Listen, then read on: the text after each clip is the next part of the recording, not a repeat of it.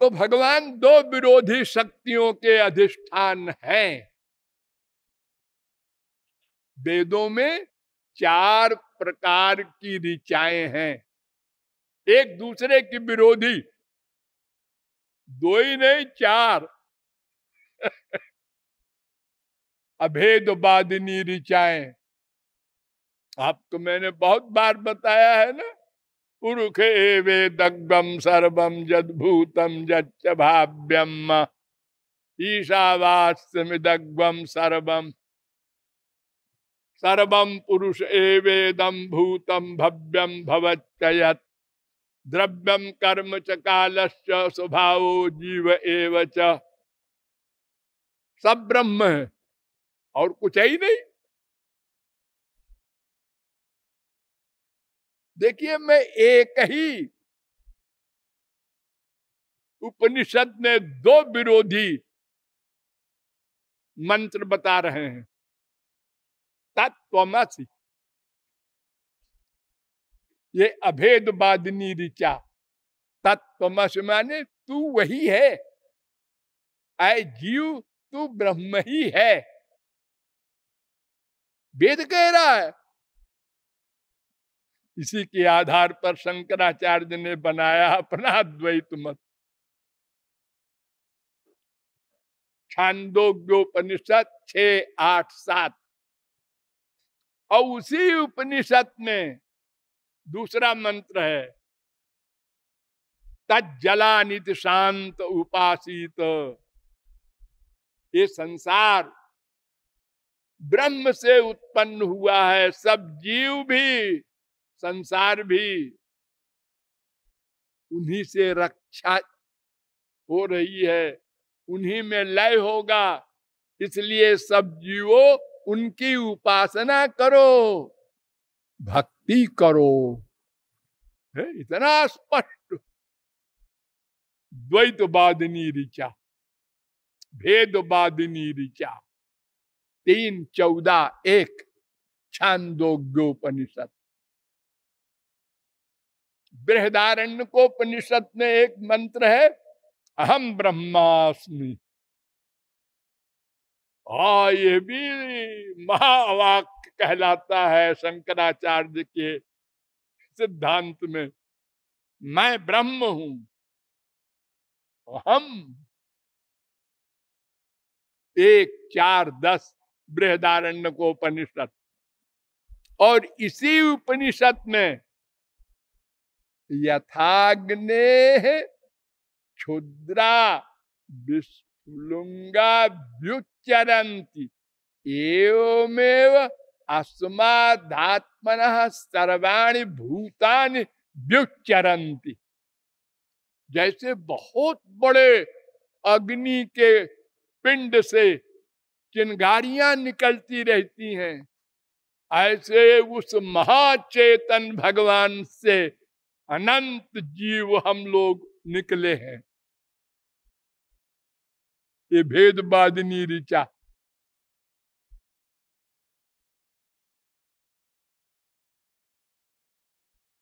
देखिए, एक ही उपनिषद में 2 विरोधी चीजें।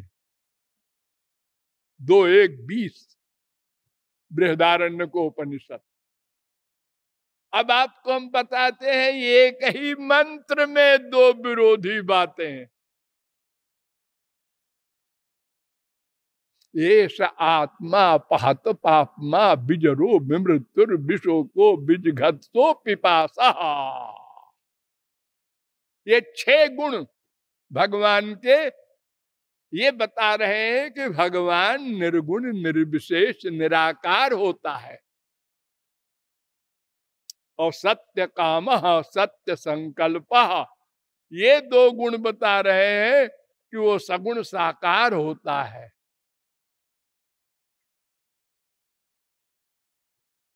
8, 1, 5 छांदोग्योपनिषद। तो ये 4 प्रकार की वेद ऋचाएं हैं। तो पढ़ने वाले खूब मनमाने ढंग से सिद्धांत बनाते हैं अपने अपने हिसाब से, जिसको जो अच्छा लगा, जो पसंद आया।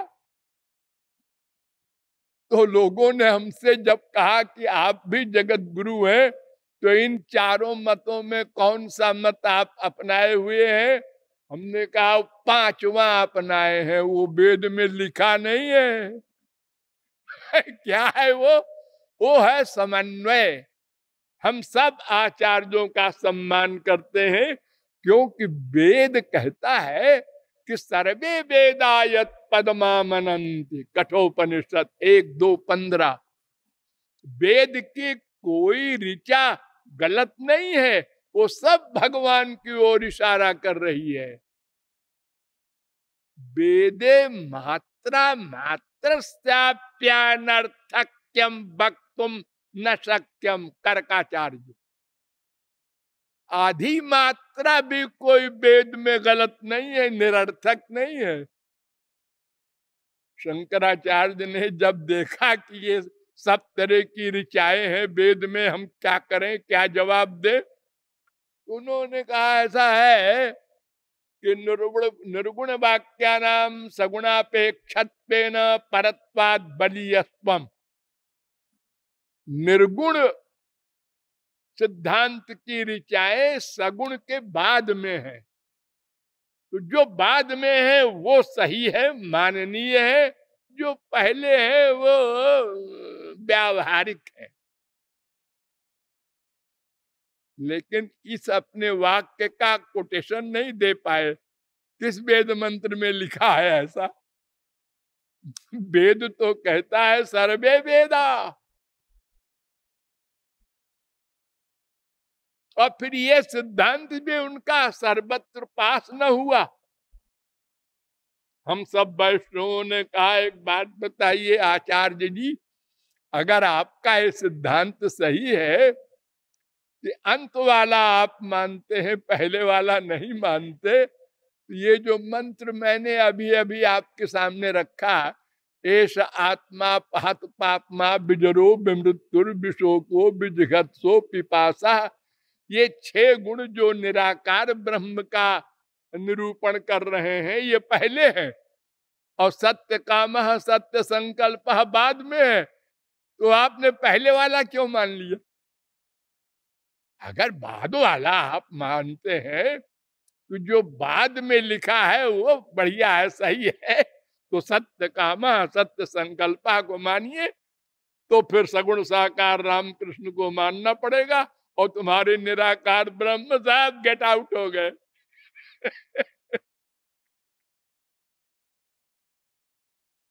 अरे उनको तो श्री कृष्ण की आज्ञा माननी थी।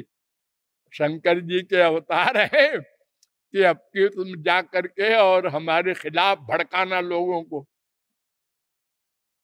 स्वागमयी कल्पित स्वम जनान मद विमुखान कुरु, पद्म पुराण 71-107। तो वेद में 4 प्रकार की ऋचाएं हैं, और उन चारों का समन्वय करने का हमने काम लिया है। कोई गलत नहीं है, सब सही है। समझने की आवश्यकता है। अरे देखो, एक मनुष्य में कितनी विरोधी बातें हैं। एक गंदे शरीर में कितने पार्ट्स हैं। बाल काले बना दिए, और फिर मुंह का रंग अलग, यहां बाल आते ही नहीं। स्त्रियों के नहीं आते, पुरुषों के आते। ये ऐसा कैसे कर दिया? ये नाखून बना दिया, और एक नाखून उसी में से निकले उसे काटते जाओ। जबरदस्ती अनावश्यक काम बढ़ा दिया हमारा।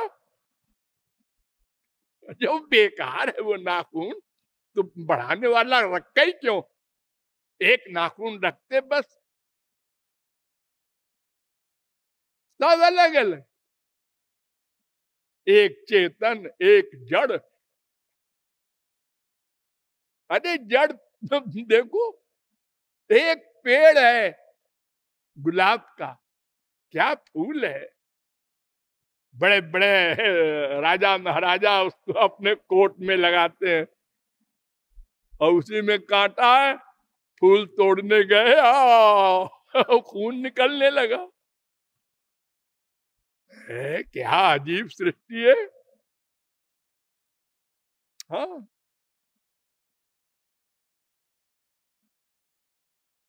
सबसे बढ़िया खुशबू वाला पेड़ चंदन, उसमें फूल नहीं बना है। जिसके जड़ में, दाल में इतनी खुशबू है, अगर फूल होते देखो इतना सबसे मीठा पेड़ गन्ना, उसमें फल नहीं बना है। क्या विचित्र जगत है।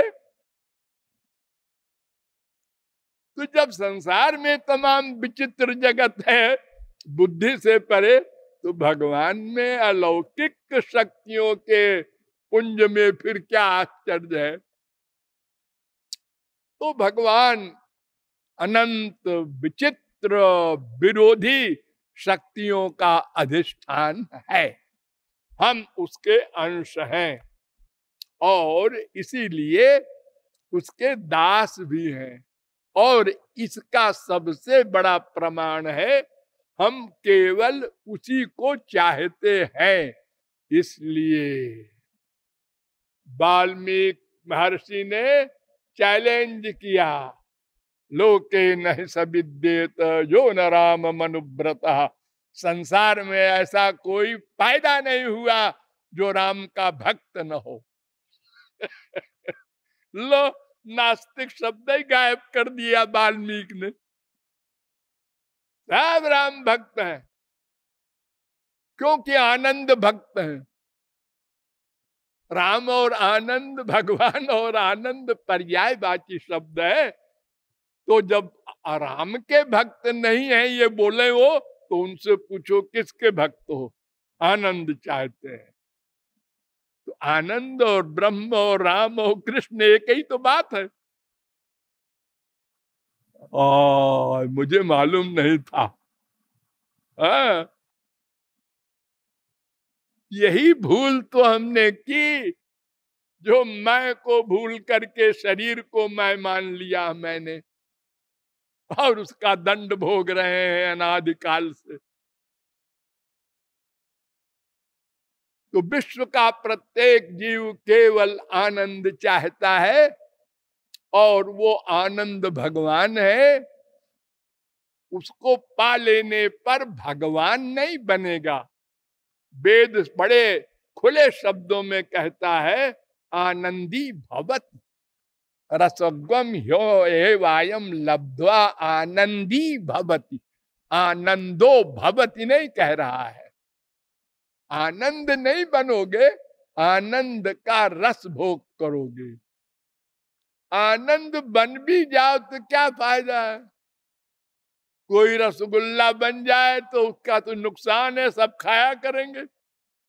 अरे रसगुल्ले को खाने का जो आनंद है, वो रसगुल्ला बनने का थोड़ा ही है। वो रस और है। इसलिए उस भगवान को पाने के लिए, उसका आनंद पाने के लिए, जिस भाषा में चाहो बोलो, हमको उसकी कृपा चाहिए। अपने बल पर हम नहीं प्राप्त कर सकते, और कृपा के लिए कोई साधन बल काम नहीं देगा। कर्म स्वर्ग दे के मर जाएगा, योग स्वरूप में बैठा कर मर जाएगा, लौट जाएगा। ज्ञान अज्ञान को समाप्त करके लौट जाएगा। आत्मज्ञान करा करके वो न ब्रह्म ज्ञान करा सकता है, न मोक्ष दे सकता है। और जब कोई मार्ग नहीं बचा, तो फिर एक ही मार्ग है, सरेंडर करना। हार गया। जब दो देशों के सैनिकों में युद्ध होता है तो जब एक देश के सैनिक समझ लेते हैं अब हमारी कोई गति नहीं है, हम घिर गए चारों ओर से, अगर हम युद्ध करेंगे तो सब मारे जाएंगे, तो सरेंडर कर देते हैं। हथियार नीचे फेंक के हाथ उठा दिया। तो फिर विरोधी देश वाले उसको पकड़ के अपने देश में ले जाते हैं। ऐसे ही अगर हम सरेंडर कर दें, हे भगवान हम तुमको नहीं जान सकते, ये हमारी खराब बुद्धि थी जो जानने का इतना परिश्रम किया, तो भगवान उसको पकड़ के अपने देश में ले जाते हैं, गोलोक में। सरेंडर करने से यानी कुछ ना करने से, यानी कर्म ज्ञान योग तप बल से निर्बल रियलाइज करने से, अपने को दीनहीन अकिंचन महसूस करते हुए जब कोई शरणागत होता है तो उसी को भक्ति कहते हैं। भक्ति शब्द के अनेक अर्थ है, लेकिन जो पहली भक्ति है वो भक्ति असली नहीं है, वो तो नकली है, क्योंकि मन से की जाती है। हम भगवान का रूप बना ही नहीं सकते, वो दिव्य है, मन प्राकृत है। अरे हम क्या स्वर्ग के देवता भी नहीं बना सकते, सबका मन प्राकृत है, माया का बना हुआ है। ये जितनी बातें शास्त्रों वेदों में लिखी है भगवान के लिए, ये तो बकवास है, जिसे कहते हैं पागल का बकवास। संत लोग तो पागल होते ही हैं, वो भगवान के दीवाने हैं। अब बुद्धि लगाते गए, कैसे बताऊं राम कैसे हैं, कैसे बताऊं कैसे बताऊं। नील सरोवर बड़ा कमाल किया, नीला कमल तो हम रोज देखते हैं, कभी दीवाने नहीं हो गए। हाँ देखा, ठीक है नीला कमल है, ऐसे ही राम की शक्ल है। रहता तो राम कोई खास नहीं है। अरे जिन राम को देख के निराकार ब्रह्मानंदी जनक का बुरा हाल हो गया, वो नील सरोवर की तरह उनका शरीर है। अरे तो समझावे कैसे फिर दुनिया वालों को। अब हाँ ये तो सही है, क्या तरीका हो सकता है समझाने का। बड़ी बुद्धि लगाया तुलसीदास ने कि क्या समझाने, क्या एग्जाम्पल दे इन दुनिया वालों को। ऐसा है ऐसा है ऐसा है, कामी नारी प्यारी जिमी, जैसे कामी को स्त्री प्रिय होती है, कामी को स्त्री प्रिय होती है, ऐसे ही राम है। कामी को तो जो स्त्री प्रिय होती है वो टेम्परेरी होती है, उसी स्त्री से वैराग्य हो जाता है, घृणा हो जाती है। तो क्या राम से भी ऐसे हो जाता है? वहां तो प्रतिक्षण प्रेम रस बढ़ता जाता है।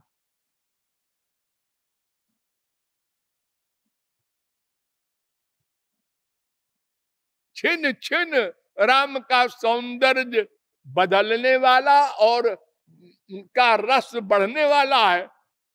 संसार में ऐसी कौन सी स्त्री और कौन सा पति है, ये तो घटता जाता है। हमने दूर से देखा था एक लड़की को, हमारे मकान के सामने थी, बड़ी सुंदर लग रही थी। जब ब्याह हो के आया हमारे घर में तो मैंने बारीकी से देखा तो उसका एक नाक का कोना कुछ टेढ़ा था, एक मुंह का कुछ गड़बड़ था। अरे हमको तो धोखा हो गया था। वो कामीनार प्यार खत्म हो गया। लेकिन अब समझावे कैसे?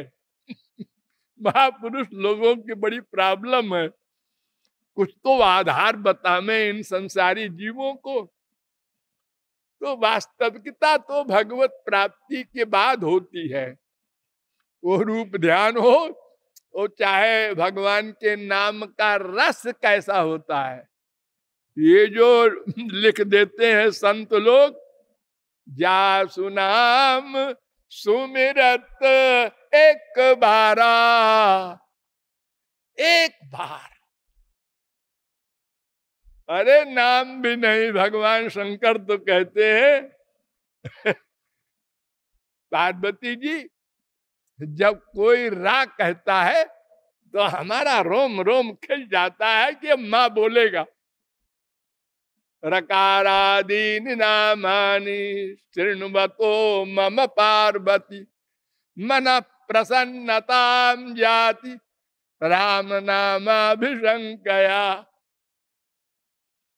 ओ मारीच, मारीच कहता है रकारादीन, रा नाम सुनते ही मैं तो बस घबरा जाता हूं कि राम आ गए। रा सुनते ही।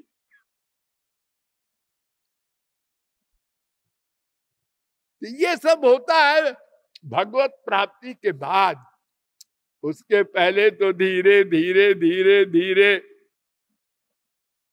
जैसे जैसे अनुराग बढ़ेगा वैसे होगा। लेकिन ये नकली मन का जो प्रेम है ये भी ऐसा हो जाता है कि एक दिन समाधि हो जाती है, सर्वत्र राम राम राम दिखाई पड़ने लगते हैं। है धोखा हो। जब महापुरुष गुरु को बताता है वो, तो गुरु कहते हैं नहीं नहीं वो राम नहीं है, वो तेरे मन के बनाए राम है। और चला गए, वो राम मिलेंगे तब तो मुझसे बात नहीं करेगा।